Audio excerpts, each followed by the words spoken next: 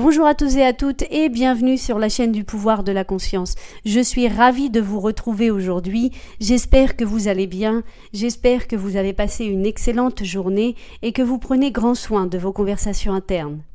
Aujourd'hui, je vous partage une petite interview que Neville Goddard a fait en 1951 sur la radio, une radio de Los Angeles qui s'appelle Radio Talk, station Keka à Los Angeles. Une interview très concise, très précise, qui va directement au but et que j'ai beaucoup appréciée, donc je vous la partage. Avant de commencer avec la lecture, je vous invite à vous abonner à la chaîne si vous ne l'avez pas encore fait et n'hésitez pas à partager son contenu si vous savez qu'il peut aider ou intéresser des personnes de votre entourage. Sans plus attendre et en vous remerciant de votre temps précieux, commençons avec la lecture. Soyez ce que vous désirez, soyez ce que vous croyez. Une interview de Neville Goddard, 1951. Un journaliste de ma famille m'a informé que notre grand scientifique, Robert Millikan, lui a dit une fois qu'il s'était fixé un objectif à un jeune âge, alors qu'il était encore très pauvre et qu'il n'avait pas encore prouvé son potentiel dans le grand travail qu'il accomplirait à l'avenir. Il a condensé son rêve de grandeur et de sécurité en une simple déclaration, impliquant que son rêve de grandeur et de sécurité était déjà réalisé. Il a répété cette déclaration encore et encore pour lui-même, jusqu'à ce que l'idée de grandeur et de sécurité remplisse son esprit, repoussant toutes les autres pensées hors de sa conscience. Ce ne sont peut-être pas les mots exacts du docteur Millikan, mais ce sont ceux qu'il m'a transmis, et je les paraphrase. J'ai un revenu abondant, stable, fiable, en harmonie avec l'intégrité et le bénéfice mutuel. Comme je l'ai dit à maintes et maintes reprises, tout dépend de notre attitude envers nous-mêmes. Ce que nous ne déclarons pas comme vrai de nous-mêmes ne peut pas se développer dans notre vie. Le docteur Millikan a écrit son rêve de grandeur et de sécurité à la première personne, au présent. Il n'a pas dit « je serai grand, je serai en sécurité », car cela aurait impliqué qu'il ne l'était pas déjà.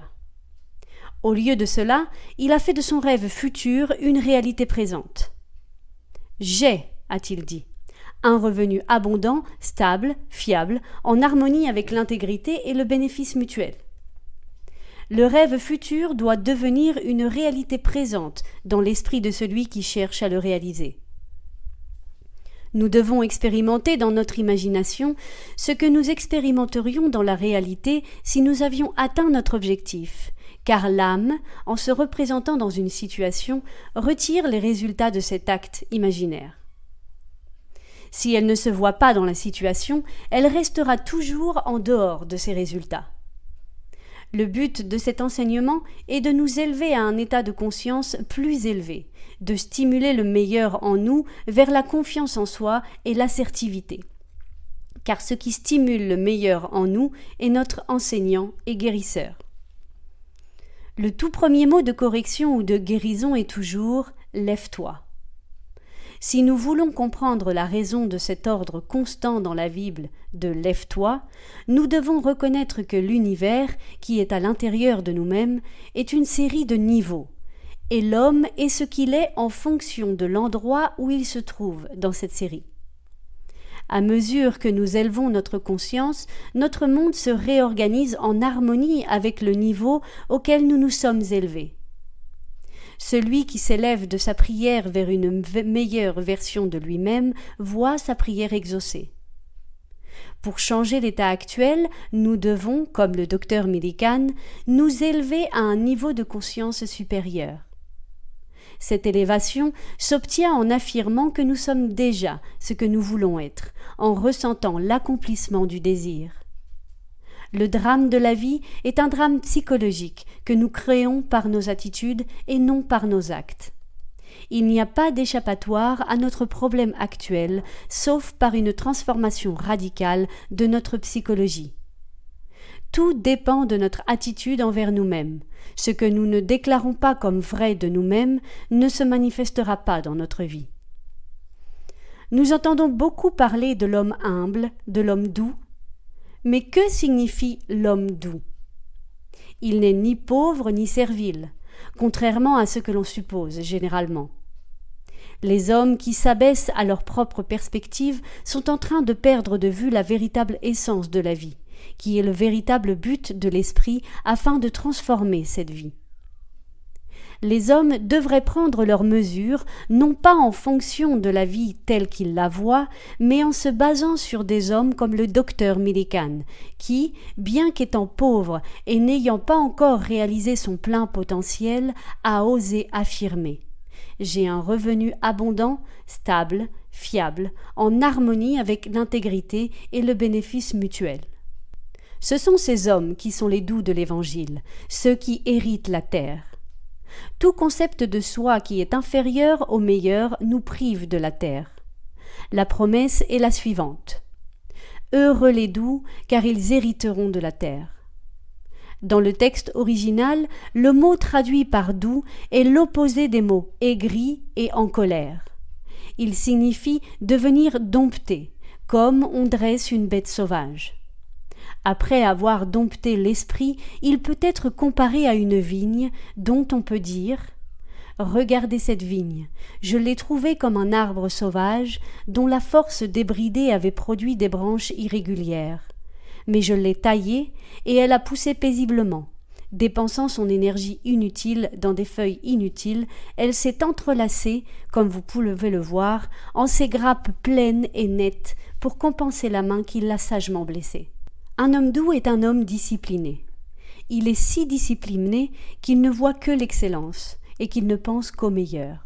C'est celui qui suit la recommandation suivante. « Frères, que tout ce qui est vrai, tout ce qui est digne, tout ce qui est juste, tout ce qui est pur, tout ce qui est aimable, tout ce qui mérite l'approbation soit l'objet de vos pensées. » Philippiens, chapitre 4, verset 8. Nous élevons notre niveau de conscience non pas en réprimant nos passions, mais en cultivant nos vertus. En réalité, un homme doux est un homme qui a un contrôle total sur ses humeurs, et ses humeurs sont élevées, car il sait qu'il doit maintenir une humeur élevée s'il veut évoluer parmi les plus grands. Je crois que tous les hommes peuvent, comme le docteur Millikan, changer le cours de leur vie. Je crois que la technique du docteur Millikan, qui consiste à faire de son désir une réalité présente pour lui-même, est d'une grande importance pour tout chercheur de vérité. Sa grande ambition était également de servir mutuellement, et c'est l'objectif inévitable de nous tous. Il est beaucoup plus facile d'imaginer le bien pour tous que d'être délibérément égoïste dans notre imagination. Par notre imagination, par nos affirmations, nous pouvons changer notre monde, nous pouvons changer notre avenir. Pour l'homme ayant une grande ambition, pour l'homme discipliné, c'est une démarche naturelle. Alors devenons tous des hommes disciplinés. Le prochain dimanche matin, le 15 juillet, je parlerai en tant qu'invité du Dr Bales à 10h30 au théâtre Fox Wilshire sur Wilshire Boulevard près de la Ciénaga. Mon sujet pour le prochain dimanche est « Changez votre avenir ». C'est un sujet qui nous touche tous profondément. J'espère que vous serez tous présents dimanche pour apprendre comment devenir un homme discipliné, un homme doux, qui change son avenir pour le bien de son prochain. Si vous êtes attentif, vous remarquerez la rapide résonance ou réponse à chacune de vos humeurs dans ce message, et vous pourrez les relier aux circonstances de votre vie quotidienne. Lorsque nous comprenons la relation entre nos humeurs et les circonstances de notre vie, nous accueillons tout ce qui nous arrive à bras ouverts. Nous savons que tout ce que nous rencontrons fait partie de nous-mêmes. Pour créer une nouvelle vie, nous devons commencer par changer notre humeur. Chaque humeur élevée de l'homme est l'ouverture d'une porte vers un niveau plus élevé pour lui. Façonnons nos vies selon une humeur élevée. Les individus, tout comme les communautés, grandissent spirituellement à mesure qu'ils aspirent à un idéal plus élevé. Si leurs idéaux sont abaissés, ils sombrent dans les profondeurs. Si leurs idéaux sont élevés, ils atteignent des hauteurs inimaginables. Nous devons entretenir une humeur élevée si nous voulons évoluer vers les sommets. Les hauteurs ont également été créées pour être habitées. Toutes les formes d'imagination créative impliquent des éléments de ressenti. Le ressenti est le ferment sans lequel aucune création n'est possible. Il n'y a rien de mal à notre désir de transcender notre état actuel. Il n'y aurait pas de progrès dans ce monde sans le mécontentement de l'homme envers lui-même. Il est naturel pour nous de rechercher une vie personnelle plus belle. Il est bon de désirer une meilleure compréhension, une meilleure santé, une meilleure sécurité. Il a été dit dans le chapitre 16 de l'Évangile selon Jean, et je cite, « Jusqu'à présent, vous n'avez rien demandé en mon nom. Demandez et vous recevrez, afin que votre joie soit complète. » Jean chapitre 16, verset 24. L'humanité a besoin d'une renaissance spirituelle.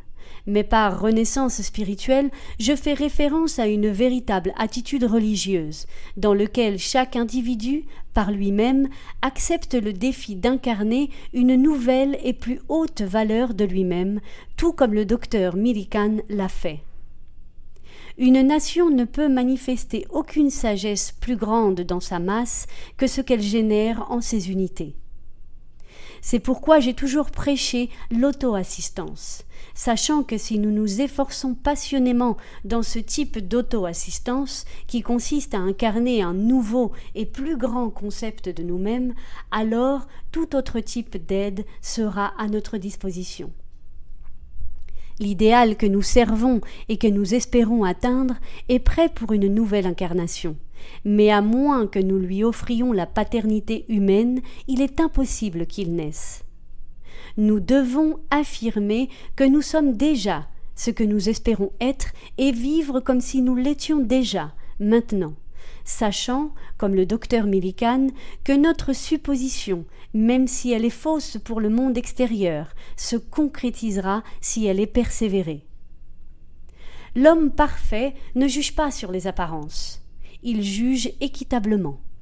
Il se voit lui-même et les autres tels qu'il souhaite être lui-même et que les autres soient. Il écoute ce qu'il souhaite entendre. Il voit et entend seulement le bien. Il connaît la vérité, et la vérité le libère et le guide vers le bien. La vérité libérera toute l'humanité. C'est notre renaissance spirituelle. Le caractère est principalement le résultat de la direction et de la persistance, de l'attention volontaire. Pensez à la vérité, et vos pensées nourriront la fin du monde. Parlez avec vérité, et chacun de vos mots sera une semence fertile. Vivez dans la vérité, et votre vie sera un grand et noble credo.